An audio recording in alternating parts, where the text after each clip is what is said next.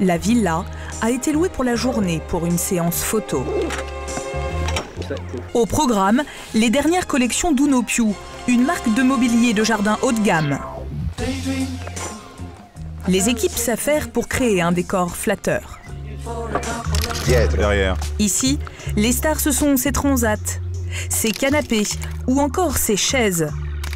Du mobilier de jardin qui coûte jusqu'à 5 000 € et pourtant ni bois rare ni précieuses étoffes, le tout est en plastique. Cette nouvelle fibre te donne la possibilité de faire des nuances de couleurs très proches et même parfois égales à celles du rotin naturel. Ah, voilà le soleil. Cette année, la résine tressée est une matière phare du catalogue de la marque.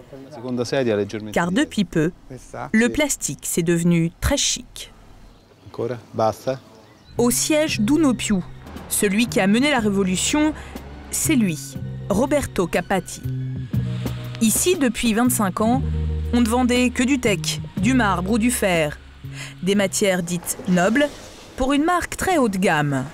On avait seulement des matériaux naturels. Et pourquoi nous étions sûrs qu'on avait une niche des marchés où notre client il était un petit peu snob et il voulait seulement les matériaux naturels. Mais en 2005, il y a urgence à se renouveler. Le teck, qui représente alors plus d'un tiers du catalogue, n'a plus bonne presse. Contrebande de bois, forêts entières massacrées. Avec la montée de la conscience écolo, les clients se détournent peu à peu de ce mobilier. Les ventes de teck chutent. Unopiu doit rapidement renouveler sa gamme de mobilier d'extérieur en matière végétale. Le souci, c'est qu'à l'époque, Roberto n'a sous la main que du rotin. Ça, c'est poulout. C'est une fibre naturelle avec la peau.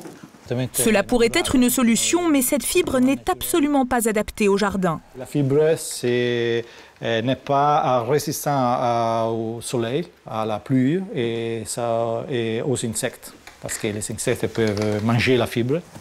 Roberto doit donc trouver une matière qui ressemble au rotin, mais sans ses inconvénients.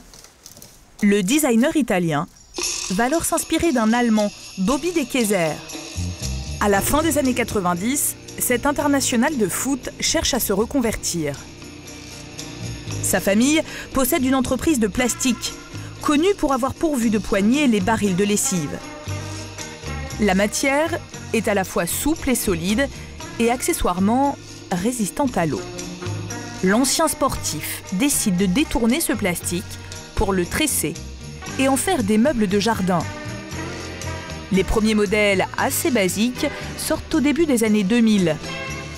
Le plastique tressé est né. 4 ans plus tard, Roberto réussit à convaincre sa direction de tenter l'aventure. Son atout, le design. Un coup de crayon fin et stylé, loin des modèles allemands. Mais surtout un argument payant. La résine permet de métamorphoser des modèles vieux de 50 ans. Oui, parce que la résine, enfin, c'est plus légère. On peut faire les grands divans, les grandes chaises. Je crois que ce serait vraiment difficile de faire en bois ou en fer. Ce faux rotin ultra design séduit rapidement les clients. En un an, le chiffre d'affaires bondit de 15%.